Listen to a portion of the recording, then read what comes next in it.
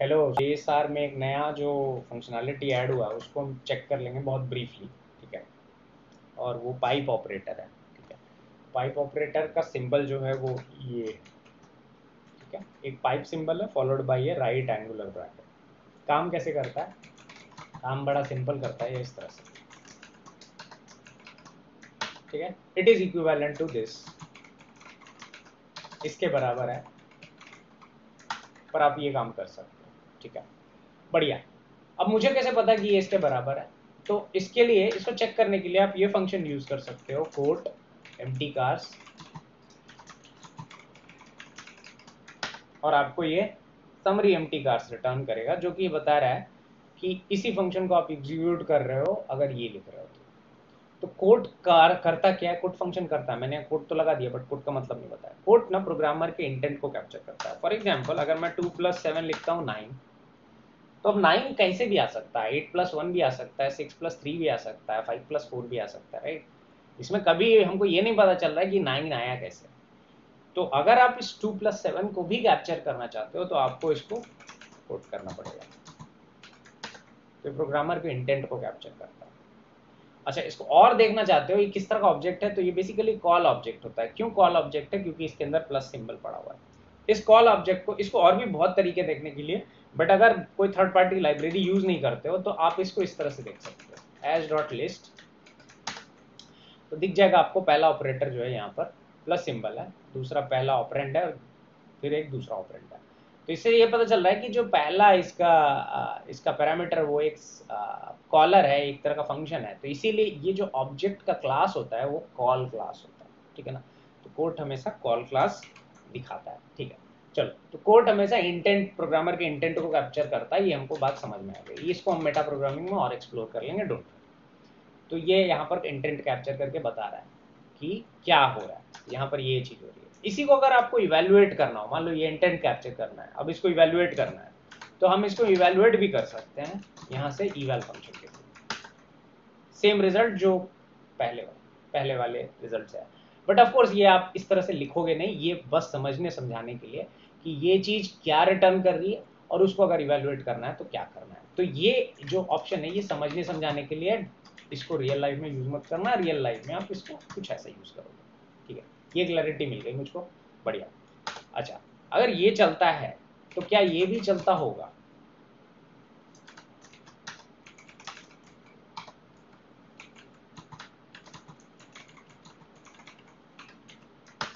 ये नहीं चलता। पर हमने ये देखा हुआ है, मैग्रेटार, अगर मैं लाइब्रेरी मैग्रेटार मैप कर लूँ और सेम कोड को मैं चलाऊं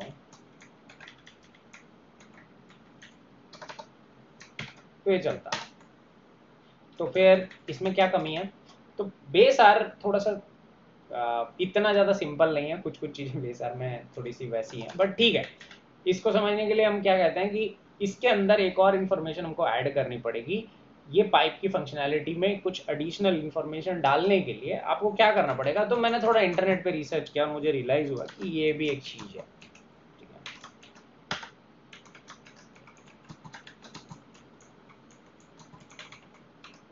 इसको मैं चलाता हूँ, अभी भी ये चलेगा नहीं, बट ये मेरे को कुछ इन्फॉर्मेशन देगा जो इम्पोर्टेंट है। तो इसको जब चलाओगे ना तो कहेगा error this is disabled, set R use pipe bind invar to true value to enable it. ठीक है, सो जब आप पढ़ोगे आर लैंग्वेज रेफरेंस को और इंटरनेट पे थोड़ा सर्च मारोगे, रिसर्च करोगे, तो आपको रियलाइज होगा कि इस तरीके से ये वाली चीज को इनेबल की जा सकती है, बट इसको करने के लिए हमको ये वाला जो वेरिएबल है इसको ट्रू करना पड़ेगा। अब ये भाई ये क्या चीज है, ये क्या वेरिएबल है? तो बड़ा सिंपल चीज है, कोई भी ऑपरेटिंग सिस्टम या कोई भी टूल का ना कुछ सेट ऑफ वेरिएबल जो होता है, जैसे आर होम, ये एक इन्वायरमेंट वेरिएबल है। जो अब आर लोड होता है ना तो उसमें ये इंफॉर्मेशन सेव होती है। तो ये जो इंफॉर्मेशन है कहाँ सेव होती है, कहाँ से देख सकते हैं इस तरह के वेरिएबल कहाँ पर होते हैं? तो sys dot gate env command जो है, इससे आप आर के जितने भी वेरिएबल्स हैं, ठीक है ना, जो इन्वायरमेंट वेरिएबल है उसको आप चेक कर सकते हो। क्या ये विंडोज में भी होता है? विंडोज में भी होता है। इस जस्ट कि विंडोज में आप इस तरह से चेक नहीं करते हो, वहाँ इन्वायरमेंट पाथ पे जाकर के वेरिएबल्स को देख सकते हो कौन कौन से वेरिएबल। अच्छा, तो ये विंडोज ऑपरेटिंग सिस्टम की बात कर रहा हूँ, ठीक है ना, वहां पर भी आर के अंदर वेरिएबल अलग से सेट होता है। तो जैसे आर के अंदर ये इंफॉर्मेशन, ये सब जितना भी कैपिटल लेटर में दिया लिखा हुआ है ना, ये सब वेरिएबल है, ठीक है ना, और ये इसकी वैल्यू एक सेट की हुई है। ये कुछ ऐसा है जैसे ना आपका बैश शेल है, मान लो ये, इसका भी अपना एक एनवायरनमेंट होता है। फॉर एग्जांपल ये जो शेल जो कैपिटल में लिखा है मैंने, ये भी एक एनवायरनमेंट वेरिएबल है।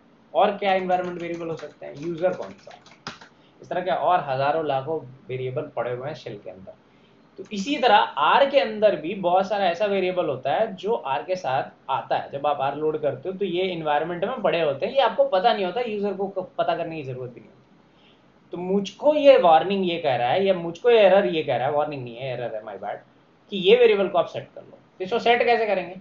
इसको सेट करने के लिए हम क्या कहते हैं, sys dot set env, quotes में ये वेरिएबल का नाम, और इसकी वैल्यू मैं कह रहा हूँ ट्रू, कैपिटल ट्रू नहीं, TRU, बिल्कुल ये वाला ट्रू लिखना है, ठीक है। जब आप ये इसको चला देते हो, उसके बाद जब इस कोड को आप एग्जीक्यूट करोगे, आपका कोड मक्खन के जैसा चलेगा, ठीक है ना। आई होप ये पॉइंट समझ में आ गया होगा कि इसका मतलब क्या है, ये कहाँ से आया। तो ये थोड़ा सा रिसर्च करना पड़ता है कई बार चीज़ों को देखने समझने के लिए, ठीक है ना। तो जब ये नहीं चला तो मैंने रिसर्च किया, तो मुझे रियलाइज हुआ कि पाइप बाइंड आपको डालना पड़ेगा, ये डालने के बाद ये चलने लगता है। एक फीचर और जो ऐड हुआ है 4.1 में, एनोनिमस फंक्शन के लिए यूज हुआ है। तो हम रिकॉल कि हम एनोनिमस फंक्शन कैसे डिफाइन करते हैं, कुछ ऐसे लिखते हैं जब एल अप्लाई एस अप्लाई वगैरह लिखते हैं, राइट, ऐसा कुछ, ठीक। ये बढ़िया चलता है, इसमें कोई दिक्कत नहीं, ठीक है। क्या हम इसको किसी और तरीके से, अच्छा, इस तरह का फंक्शन ना और भी तरीकों से डिफाइन हो जाता है। आरलैंग एक लाइब्रेरी है, उसको आप एक्सप्लोर करोगे, आपको रियलाइज होगा कि और भी बहुत तरीके हैं जिससे आप फंक्शन डिफाइन कर सकते हो। ये एक तरीका है, कॉमन वे है जो हम फंक्शन डिफाइन करते हैं। और कई बार जब हम एल अप्लाई सप्लाई लिखते हैं तो डायरेक्ट, कई बार हम फंक्शन डिफाइन भी नहीं करते, हम उसको एनोनिमसली कॉल करते हैं ऐसे।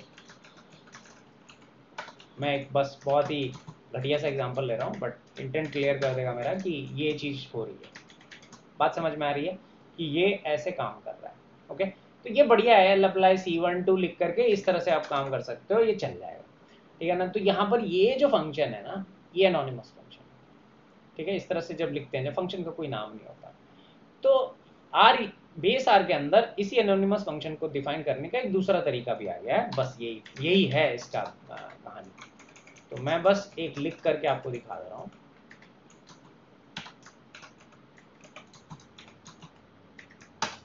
Same result. तो ये जो पार्ट है ना आपका, ये एनोनिमस फंक्शन को डिटरमाइन करता है, ठीक है। अब कहोगे ठीक है, समझ में आ गई आपकी बात। अगर मैं जी ऐसे डिफाइन करूं,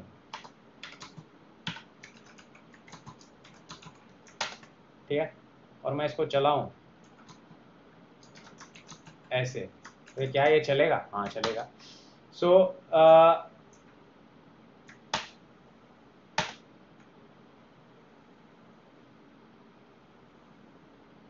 क्या गलत हो रहा है, इसको 3 आना चाहिए था।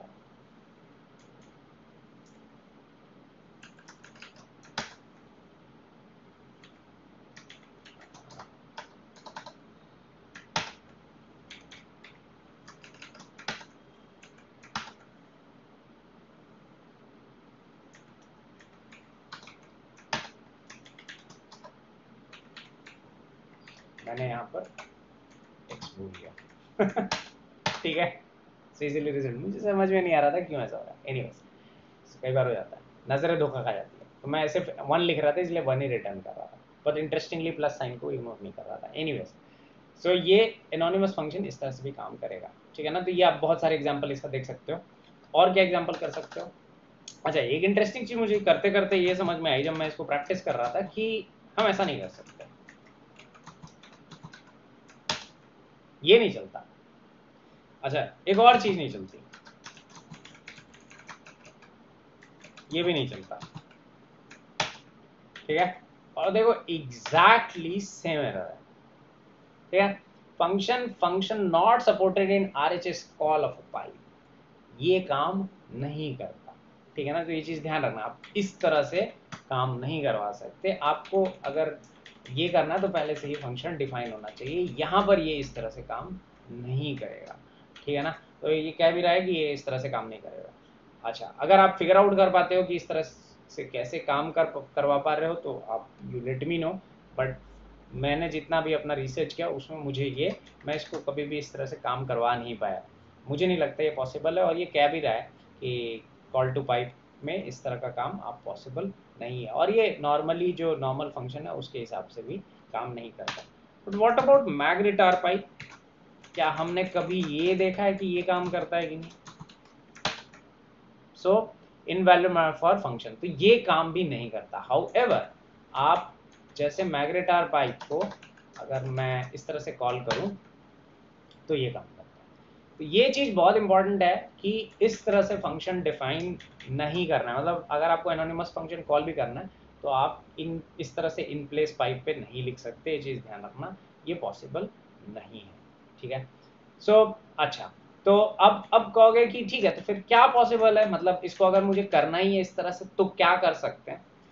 सो एक चीज़ ये है कि आप मैप जैसा कुछ यूज़ कर लो, जो आपको पता है कि मैप कहाँ से आता है, प्योर आर लाइब्रेरी से आता है। तो अगर मैं ऐसा बोलूँ तो सबसे पहले ना इसको मैं मैग्नेटार के साथ यूज़ करके देख लेते हैं। ठीक है, प्योर आर है नहीं मेरे पास, इंस्टॉल डॉट पैकेजेस PURR, एक बार इंस्टॉल हो जाए।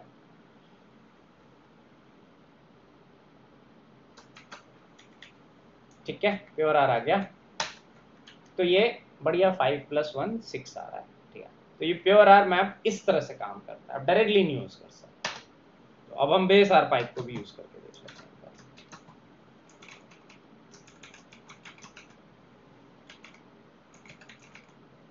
पहले फंक्शन के साथ यूज करेंगे, हम सारा कॉम्बिनेशन आपको दिखा देते हैं। ठीक है, अच्छा ये चल रहा है।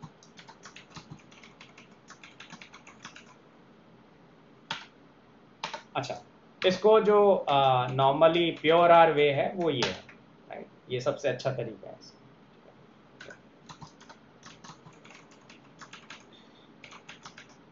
अब हम लिखने वाले हैं जो नेटिव पाइप ऑपरेटर आया, ये भी चलता है, और इस तरह से अगर लिखोगे तो चलेगा, डायरेक्टली अगर आप इस तरह से कैलकुलेट करने की कोशिश करोगे तो नहीं होगा। ठीक है, और कौन सा तरीका है? तो ये हो गया प्योर आर वे।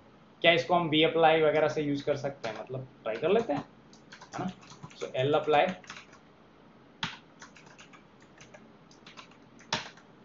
चलता है। अब ये चल रहा है तो ये भी चलेगा ही, ये भी चलता। ठीक है, तो मैं अलग फंक्शन ही लिख देता हूँ।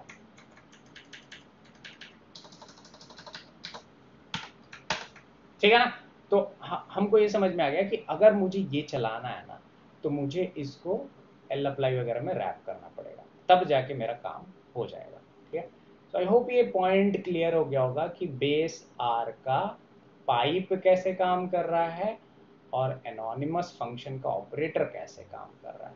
ठीक है ना, और ये इस तरह से आप फंक्शन डिफाइन भी कर सकते हो और प्योर आर के मैप के साथ भी इसको यूज कर सकते हो। तो ये दो हर जगह काम तो बढ़िया कर रहा है।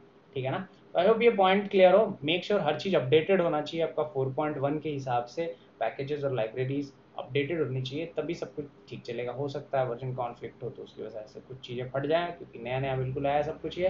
बट पॉइंट ये है कि ये मेरे जो सिस्टम में आ रहा है आपके सिस्टम में भी आना चाहिए। ठीक है, अच्छा व्हाट अबाउट अगर मल्टीपल चीज़ें मैं यहाँ डाल देता हूँ, तो क्या ये चलेगा? चलेगा, ठीक है ना, सो कोई दिक्कत नहीं।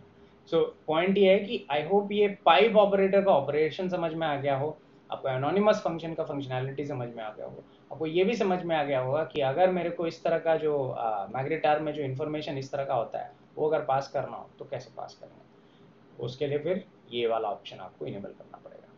आई होप ये वीडियो इन्फॉर्मेटिव रहा होगा आपके लिए, आई होप आपने कुछ नया सीखा होगा। ऑफ कोर्स मैंने इसको वीडियो को बनाने से पहले कुछ चीज़ें नहीं सीखी और मुझे उस चीज़ की बहुत खुशी है। तो अब इसी बात के साथ कि हम सीखते रहेंगे, आगे बढ़ते रहेंगे, मिलेंगे अगले लेक्चर में। मेटा प्रोग्रामिंग कंटिन्यूड होगा। ये मेटा प्रोग्रामिंग से पहले बस एक इन्फॉर्मेशन था कि यहाँ वहाँ मैं पाइप यूज़ कर लूँ तो आप परेशान मत होइएगा कि ये क्या ऑपरेटर, ये कहाँ से आ गया भाई। तो जस्ट उस चीज़ को पहले, इन्फॉर्मेशन को पहले रख देता हूँ, फिर हम मेटा प्रोग्रामिंग में आगे बढ़ेंगे। तो नेक्स्ट लेक्चर में हम गेट, एम गेट और इवैल और कोट इस तरह के फंक्शंस को एक्सप्लोर करेंगे। बहुत सारे फंक्शंस हैं, कोट है, इवैल है, सब्स्टिट्यूट है।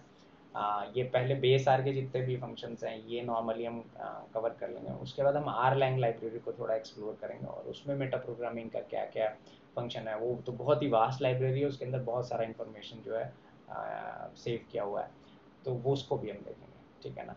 तो तब तक के लिए अलविदा, बाय बाय। अपना ध्यान रखिए, टेक केयर और बी गुड। अपना ख्याल रखिए, हेल्थ का इम्पोर्टेंट है, ध्यान रखिए इस टाइम पे। तो बाय बाय, जय हिंद, जय भारत।